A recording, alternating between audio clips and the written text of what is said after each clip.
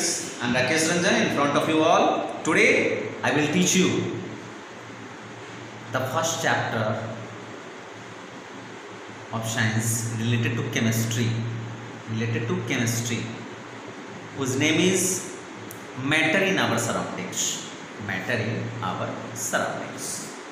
ठीक है, matter in our surroundings. तो देखिए आप माय डियर स्टूडेंट्स, प्लीज ध्यान से इसको देखेंगे. मैटर इन आवर सराउंडिंग्स,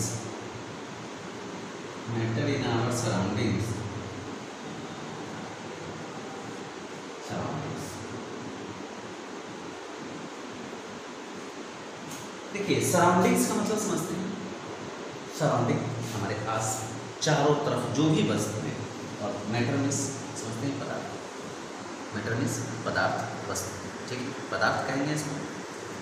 तो मैटर इन आवर सराउंडिंग्स बताने से पहले इससे रिलेटेड सारे टर्म्स बताने से पहले मैं आपको ये बताऊँ कि dear students, as you know that what do mean by chemistry. Chemistry किसे कहते हैं? पहले केमिस्ट्री जब पढ़ने चले तो आखिर केमिस्ट्री कहते किसको है?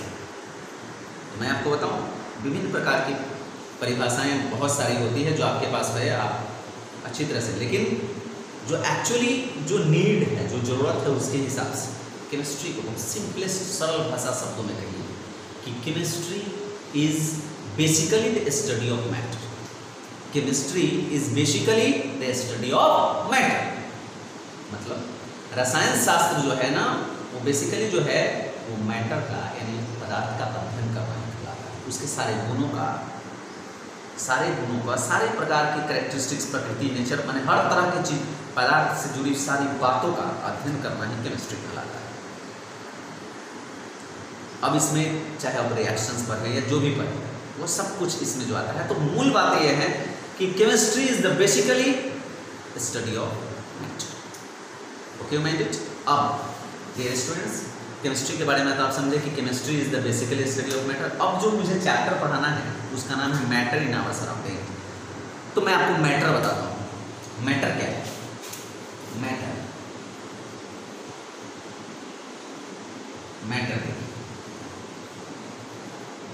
मैटर कहते किसको है? मैटर क्या होता है मैं आपको बताता हूँ. यानी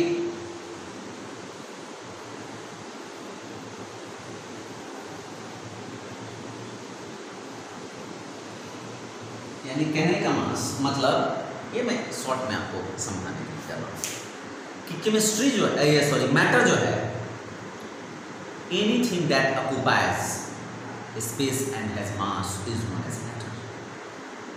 कोई भी चीज जो स्थान घेरे, स्थान छेके और जिसका कुछ मास हो, मास मतलब द्रव्यमान, उसे हम मैटर कहते हैं. जैसे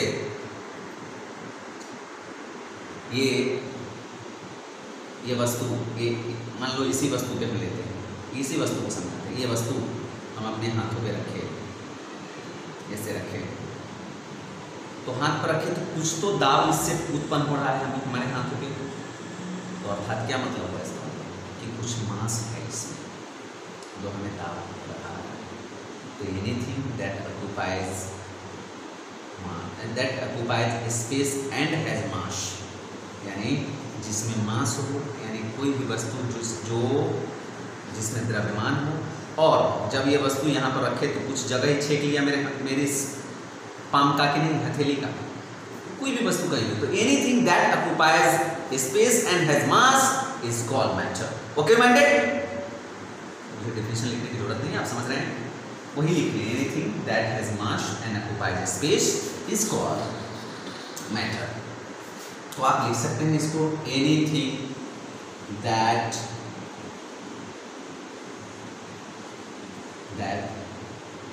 has mass and occupies space is called matter. ये मैटर हुए, ये मैटर हो गया। इसमें आप एग्जाम्पल में ले सकते हो, जैसे कि आप ब्रेथ करते हो, भोजन लेते हो, ठीक है, ब्रेथ करते हो, भोजन लेते हो, या फिर क्या कहते हैं उसको, मैंने ब्रेथ करते हो, भोजन लेते हो, या फिर जल पीते हो, कुछ भी, ये सारी वस्तुएं क्या मैटर कहलाएगी। आप एग्जाम्पल में 2-3 लिख सकते हैं, air, water, food, etc। Okay ना, आप समझ गए कि anything that has mass and occupies space is called matter. कोई भी वस्तु हमारे चारों तरफ प्राप्त, कोई भी वस्तु हमारे चारों तरफ, ये पूरी जो पृथ्वी है इस पे चारों तरफ पाए हुए कोई भी वस्तु, जो कोई भी चीज जो स्थान घेरे तथा कुछ उसका मास हो, उसे हम मैटर कहें। आप कहिए कि सर सब मैटर है, तो नहीं, कुछ नॉन मैटर भी है, मैं आपको बताता हूँ। वो नॉन मैटर क्या है, सो मैं बताता हूँ। नॉन मैटर, नॉन मैटर के बारे में समझिए। मैंने इसमें कहा कि anything that has mass and occupies space is called matter. अब नॉन मैटर के बारे में समझिए कि it does not have mass and does not occupies space, is called matter. जैसे फीलिंग्स, फीलिंग्स समझते हो, आशास, और लव, प्यार, या हैट्रेड, ये सब जो भी चीज़ें, नफरत जिसको आप कह सकते हैं, क्या यह जगह छेकती है, क्या इसका कुछ मास होता है, तो ये सब चीज जो हुए ये क्या हो गए, तो नॉन मैटर। तो इट डज नॉट हैव, तो it does not have, doesn't have mass and occupies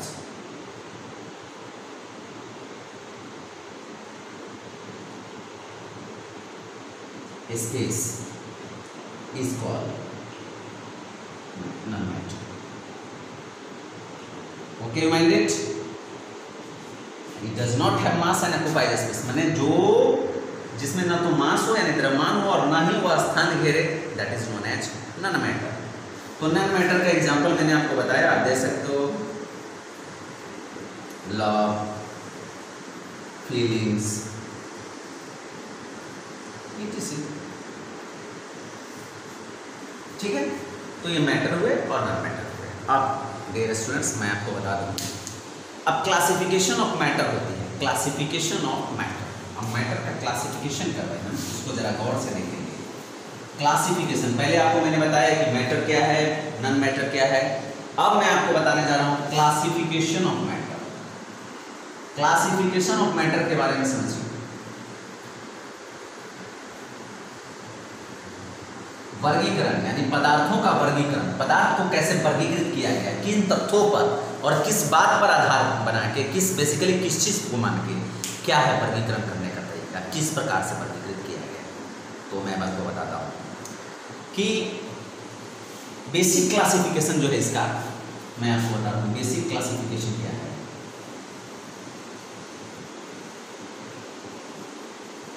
देखिए, पुराने जमाने में जो साइंटिस्ट, उनका जो मान्यता था, उनकी जो मत थी, वो कहते थे कि ये मैटर जो एक्चुअली पंच तत्व है, पंच तत्व को मैटर कहते हैं।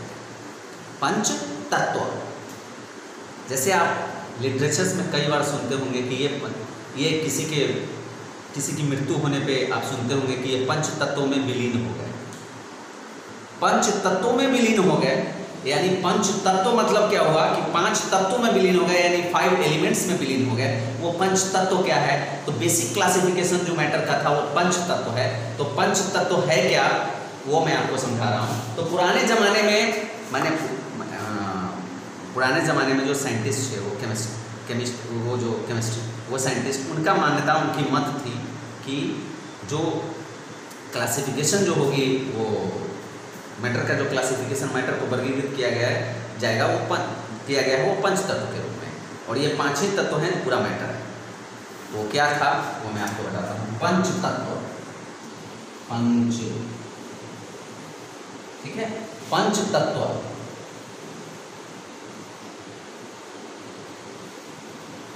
पंचतत्व क्या था उसमें? एक पंचतत्व में था कि स्काई, ठीक है, स्काई, उसके बाद एयर, उसके बाद स्काई एयर फायर, ठीक है, फायर, उसके बाद वाटर और अर्थ।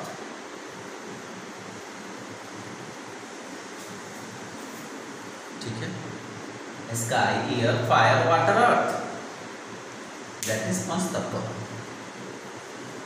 मतलब पौराणिक पुराने में जो साइंटिस्ट, पहले जो साइंटिस्ट इसका मत दिए, इसके बारे में मान्यता दिए कि बेसिक क्लासिफिकेशन जो मैटर का है वो पंचतत्व होता है। एक्चुअली पूरा मैटर जो है वो पांच तत्वों में विभक्त किया गया है। वो है air, sky air fire water अर्थ, यही पंचतत्व। और इसी के बारे में बोला जाता है कि पंचतत्वों में विलीन हो गए, तो पंचतत्व ये। लेकिन अभी फिजिकल प्रॉपर्टीज क्या है? अब रिसेंटली जो अभी कुछ दिनों पहले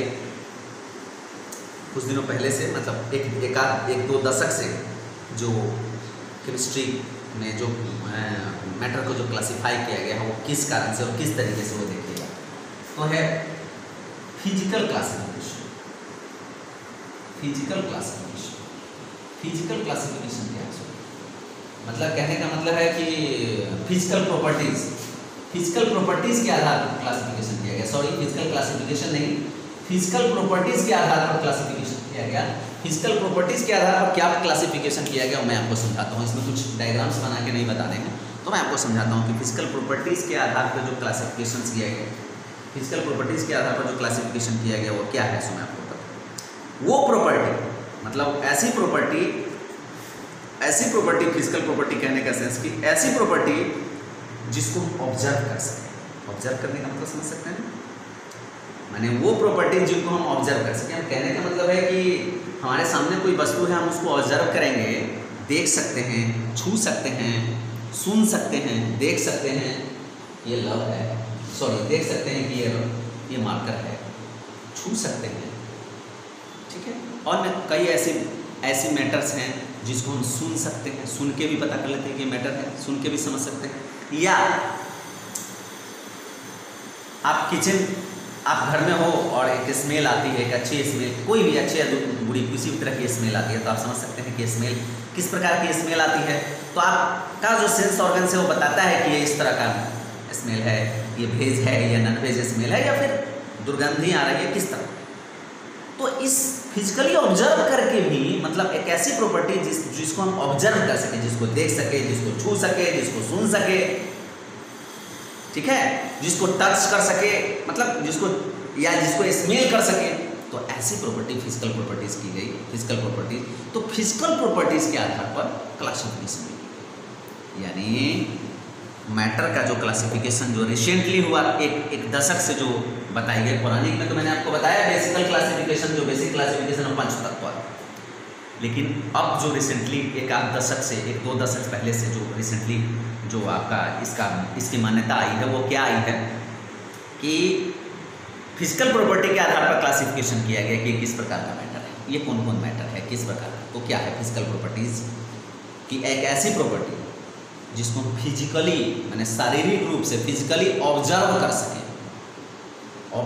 यानी प्रेक्षित कर सके। प्रेक्षित किस प्रकार से कर सके? देख के, छू के, सुन के, ठीक है, माने उसको सीन करके, टच करके, स्मेल करके, ठीक है, या फिर हियर यानी सुने। तो ये फिजिकल प्रॉपर्टीज के आधार पर भी क्लासिफिकेशन किया गया। दूसरा है केमिकल प्रॉपर्टीज। नेक्स्ट जो है वो है केमिकल प्रॉपर्टीज। वो क्या है? तो केमिकल प्रॉपर्टीज के आधार पर भी क्लासिफिकेशन किया गया।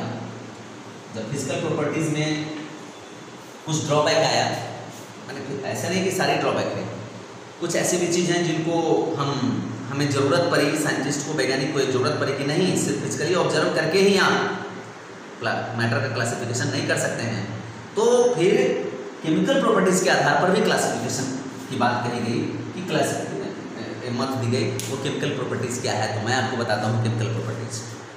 वो प्रॉपर्टीज़ केमिकल प्रॉपर्टीज़ कहलाती है कि जो सब्सटेंस के वो प्रॉपर्टी होती है जो सब्सटेंस के पार्टिकल की होती है। पार्टिकल समझते हैं ना, कण, यानी पदार्थ के कणों की, यानी वो प्रॉपर्टी फिजिकल केमिकल प्रॉपर्टी जो होती है वो प्रॉपर्टी होती है जो सब्सटेंस के पार्टिकल की प्रॉपर्टी, जो सब्सटेंस के पार्टिकल की प्रॉपर्टी होती है, यानी कण की प्रॉपर्टी होती है। ये प्रॉपर्टी को यूजुअली ऐसे हम ऑब्जर्व नहीं कर सकते क्योंकि केमिकल प्रॉपर्टी मैंने अभी पहले बताया फिजिकल प्रॉपर्टी। तो ये अब केमिकल प्रॉपर्टीज में क्या है कि एक ऐसी प्रॉपर्टी जो सब्सटेंस के पार्टिकल के प्रॉपर्टीज को बताए, ठीक है, जो सब्सटेंस के पार्टिकल की प्रॉपर्टी होती है, अनेक सब्सटेंस के पार्टिकल की अलग अलग प्रॉपर्टी होती है। इस आधार पे मैटर का क्लासिफिकेशन किया गया और यह महसूस किया गया कि नहीं, इन आधारों पर भी कि मैटर का क्लासिफिकेशन होना चाहिए और किया गया। तो वो क्या है, तो मैं आपको बताता हूँ कि ये प्रॉपर्टी को यूजुअली हम ऐसे ऑब्जर्व नहीं कर सकते। इन प्रॉपर्टीज़ के लिए हमें कुछ केमिकल रिएक्शंस करनी होती है या केमिकल रिएक्शंस करने होते हैं, केमिकल रिएक्शन करनी होती है और वो केमिकल रिएक्शंस करने के फलस्वरूप हम एक पदार्थ को तब क्लासिफाई कर सकते हैं। ओके, तो ये आपका क्लासिफिकेशन ऑफ मैटर है जिसमें आपको केमिकल प्रॉपर्टीज बेसिकल क्लासिफिकेशन बनाया है, उसका तो बताया, फिजिकल प्रॉपर्टीज बताया जिसको हम फिजिकली ऑब्जर्व कर सकते हैं, जिसे हम देख सके, छू सके, सूंघ सके, ठीक है, सुन सके, तो फिजिकल प्रॉपर्टीज के आधार पर किया गया। लेकिन फिर कुछ ड्रॉबैक्स आए, कुछ अनुसंधान करने के बाद, खोज करने के बाद ये पता चला कि नहीं, कुछ पदार्थ के पार्टिकल का कुछ सब्सटेंस के पार्टिकल की भी प्रॉपर्टी डिफरेंस है, तो उसके लिए भी कुछ उसके आधार पर भी होना चाहिए। तो वो केमिकल प्रॉपर्टीज़ के आधार पर भी क्लासिफिकेशन किया गया। तो केमिकल प्रॉपर्टीज़ के आधार पर क्लासिफिकेशन जो है, तो केमिकल प्रॉपर्टी एक्चुअली होती है कि सब्सटेंस वो सब्सटेंस के पार्टिकल की प्रॉपर्टी होती है और सब्सटेंस के पार्टिकल की प्रॉपर्टी होती है। तो ऐसे प्रॉपर्टी को हम फिजिकली ऑब्जर्व नहीं कर सकते, छू के, सूंघ के, सुन के, देख के ऑब्जर्व नहीं कर सकते। तो ऐसे प्रॉपर्टी को अब हम ऐसे प्रॉपर्टीज़ के आधार पर क्लासिफिकेशन करने के लिए हमें कुछ केमिकल रिएक्शंस करनी होती है और केमिकल रिएक्शंस के फलस्वरूप हम क्लासिफिकेशन किए, हमारे वैज्ञानिक क्लासिफिकेशन की और क्लासिफिकेशन ये करनी होती है। Thank you, I hope you mind it. मुझे आशा है कि आप अच्छी तरह से इतनी जो बातें आज पढ़ाई गई वो समझ गए होंगे। नेक्स्ट वीडियो में आपको इसके आगे प्रोसीड करते हैं। Thank you.